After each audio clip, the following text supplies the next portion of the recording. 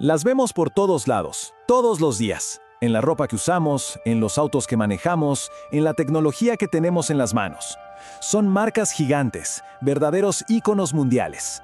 Pero, ¿qué pasaría si te dijera que detrás de ese brillo, de algunos de los nombres más familiares que existen, se esconde una historia pero tan oscura, que va a cambiar para siempre la forma en que los ves? Bueno, esa es la pregunta que vamos a responder hoy. Porque resulta que algunas de las corporaciones más grandes y respetadas tienen raíces que se enredan con uno de los regímenes más siniestros de la historia. Hoy vamos a destapar un pasado que estas marcas han intentado por décadas y décadas que todos olvidemos. Muy bien, vamos a darle. En los próximos minutos haremos una cuenta regresiva con 5 compañías que todo el mundo conoce, pero cuyos pasados están, digamos, íntimamente ligados al régimen nazi.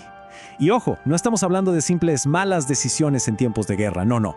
Hablamos de una colaboración directa, consciente y motivada por las ganancias que ayudó a construir una maquinaria de guerra y de genocidio. Empezamos el conteo. El número 5 nos lleva directo al mundo de la alta costura. Un universo de elegancia, de estilo. Pero estamos a punto de descubrir que, a veces, la tela más fina puede estar cosida con los hilos más oscuros de la historia. Así como lo oyen, Hugo Boss. Hoy es sinónimo de trajes de lujo y poder, pero allá por la década de 1930, su cliente principal era el mismísimo poder nazi. Y lo más fuerte de todo esto es que no fue una casualidad, fue una estrategia de negocios con todas las letras. Miren, el fundador, Hugo Ferdinand Boss, se afilió al partido nazi en 1931, 2 años antes de que Hitler llegara al poder. Fue una apuesta que le salió económicamente redonda. Su empresa se quedó con los contratos para diseñar y fabricar los temidos uniformes negros de las SS, los de la CSA y también los de las juventudes hitlerianas. Y para poder cumplir con todos los pedidos, su fábrica creció usando trabajadores forzados de países ocupados que cosían en condiciones terribles. Así que sí, Hugo Boss literalmente vistió al Tercer Reich. Pasemos al número 4. Si Hugo Boss se encargó de la imagen del régimen, nuestra siguiente marca le dio al pueblo alemán el sueño de tener un auto. Un coche para las masas que, con el tiempo, se convertiría en un ícono mundial. Volkswagen, o sea, el auto del pueblo. Suena a libertad, a progreso, ¿no es cierto? La realidad es que el origen de este gigante automotriz está ligado directamente a la propaganda y a los planes que tenía Adolf Hitler para Alemania. Es que esta empresa no es que solo colaboró con los nazis, fue creada por ellos. Se fundó en 1937 por el Frente Alemán del Trabajo y era una pieza clave en el proyecto de Hitler para motorizar a la población. Una promesa de prosperidad que, por supuesto, servía como una herramienta de propaganda potentísima. Y el ingeniero Ferdinand Porsche fue el encargado de desarrollar el concepto que después se convertiría en el legendario bocho o escarabajo. Su existencia misma es un producto de las ambiciones del Estado nazi. Seguimos con la cuenta regresiva. Y es aquí donde la cosa se pone muchísimo más turbia. Ya no estamos hablando de uniformes o de autos. Ahora vamos a hablar de la explotación directa y sistemática de vidas humanas a una escala industrial. Siemens, un nombre que seguro vemos en electrodomésticos, en equipos de hospital, en la infraestructura de las ciudades, un gigante tecnológico global. Bueno, pues durante la Segunda Guerra Mundial, Siemens también estuvo muy presente, pero en los lugares más espantosos que nos podamos imaginar. A partir de 1940, Siemens se convirtió en un pilar del sistema de trabajo esclavo nazi. La cosa llegó a tal punto que para 1943, el 30% de todos sus trabajadores eran prisioneros. La compañía construyó sus propios alojamientos, que, en realidad, eran prisiones para los trabajadores.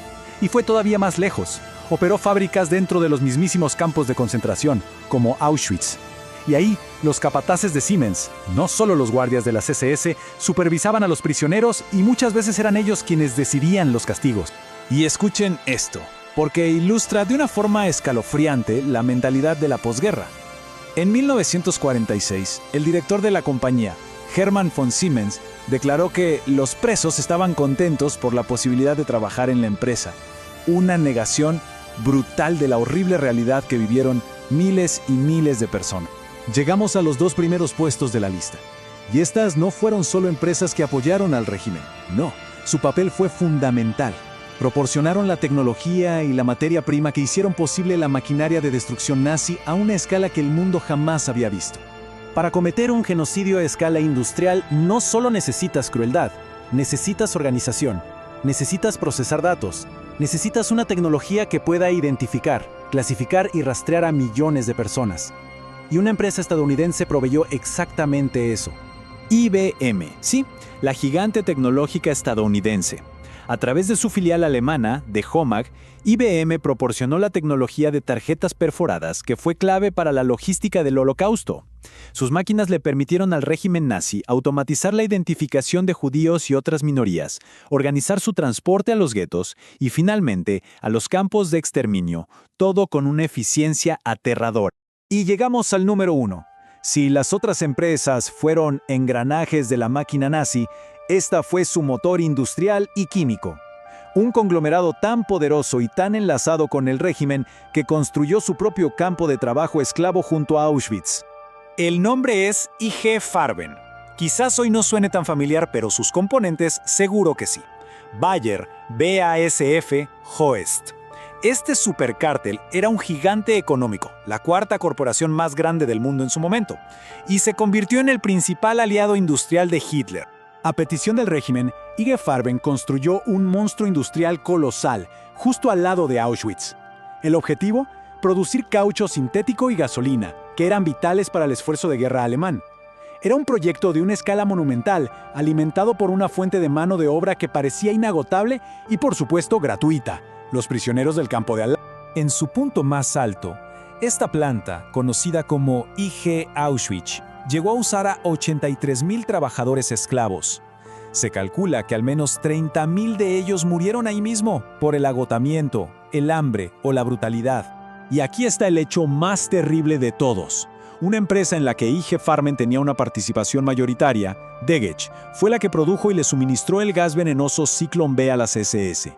El mismo pesticida que ellos habían patentado fue el arma química que se usó para asesinar a millones de personas en las cámaras de gas. Es decir, no solo se beneficiaron del trabajo esclavo, se beneficiaron directamente del exterminio. Después de la guerra, el mundo tuvo que enfrentarse a estos crímenes. Y la pregunta era obvia: ¿qué pasó con los poderosos ejecutivos que dirigieron estas corporaciones y que se enriquecieron con tanto sufrimiento? ¿Se hizo justicia? Pues algunos de ellos sí se sentaron en el banquillo. En los juicios de Nuremberg hubo un proceso específico para los directivos de IG Farben. 13 de ellos fueron condenados y por un momento pareció que de verdad iban a rendir cuentas. Pero la justicia duró muy poco. Las sentencias fueron sorprendentemente bajas. Para 1951 ya estaban todos libres. Y lo que es más increíble, muchos volvieron a tener puestos de poder. Fritz Termir, un directivo de IG Farben condenado por esclavitud y asesinato en masa, se convirtió en el presidente del Consejo de Bayer en 1955. Increíble. Tuvieron que pasar décadas, hasta 1999, para que algunas de estas empresas finalmente crearan un fondo para compensar a las víctimas. Décadas demasiado tarde para la mayoría de ellas. Toda esta historia nos obliga a mirar más allá de los logos y a cuestionar la responsabilidad de las corporaciones cuando las ganas de ganar dinero se alían con la brutalidad. Nos recuerda que las decisiones que se toman en una sala de juntas pueden tener consecuencias humanas devastadoras. La verdadera pregunta que queda flotando es: ¿realmente hemos aprendido la lección? ¿O simplemente hemos aprendido a ocultar mejor la historia?